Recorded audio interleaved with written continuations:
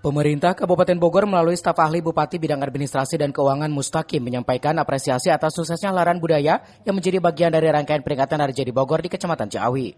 Menurut Mustaqim, kegiatan tersebut menunjukkan sinergi yang baik antara pemerintah kecamatan, pemerintah desa, dan masyarakat dalam menjaga serta memperkenalkan kekayaan budaya daerah kepada publik.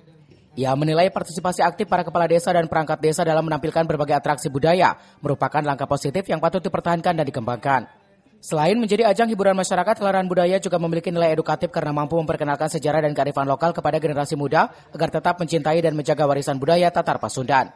Mustaqim berharap festival budaya yang telah menjadi bagian dari peringatan Hari Jadi Bogor ini dapat terus dilaksanakan secara berkelanjutan dan menjadi agenda tahunan yang semakin berkualitas.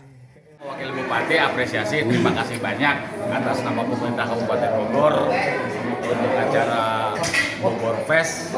Hatur nuhun pisan, Ciawi hebat.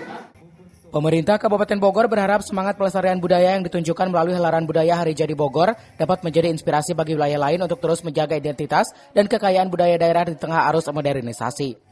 Dari Kabupaten Bogor, Cevi Suryadi melaporkan.